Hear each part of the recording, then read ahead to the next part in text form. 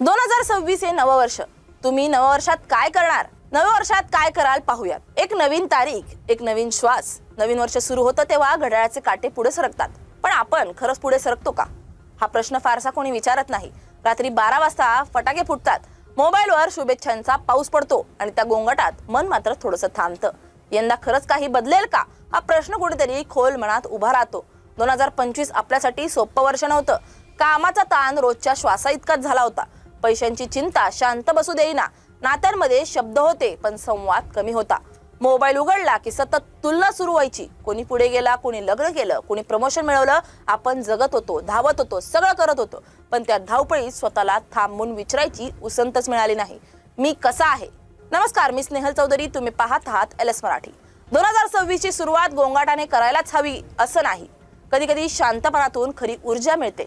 Party असू दे, मस्ती असू दे, पण ती फक्त बाहेरचीच नको, मनातून थोडं साजरं करायला हवं. मोठ्या आवाजात गाणी लावून नाचण्या इतकंच एखाद्या कोपऱ्यात बसून स्वतःशी 2 शब्द बोलणंही गरजेचं असतं. मी अजून इथे आहे ही जाणीव कधी कधी सर्वात मोठे सेलिब्रेशन ठरते. आध्यात्मिक सुरुवात म्हणजे सगळं सोडून देणं नव्हे.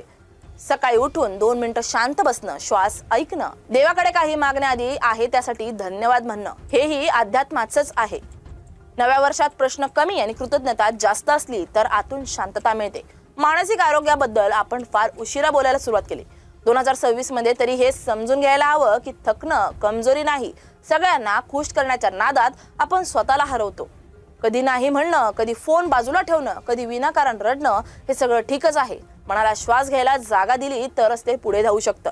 नोकरी, करिअर, पैसे हे सगळं महत्वाचं आहे, पण त्यासाठी रोज स्वतःचा जीव काढायचा का, हा विचार करायला हवा.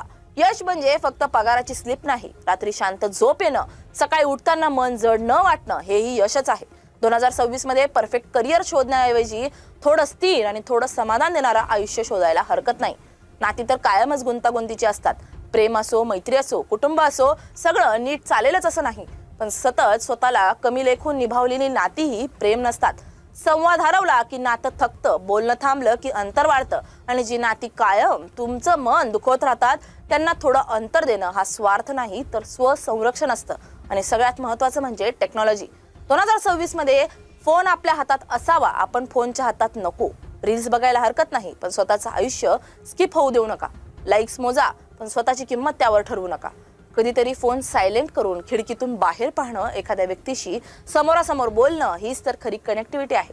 2026 परफेक्ट नसेल, अडचणी येतील, ताण असेल, काही दिवस वाईटही जातील, पण जर या वर्षात थोडी मस्ती, थोडं अध्यात्म, थोडं मानसिक भान आणि थोडं स्वतःकडे लक्ष दिलं तर हे वर्ष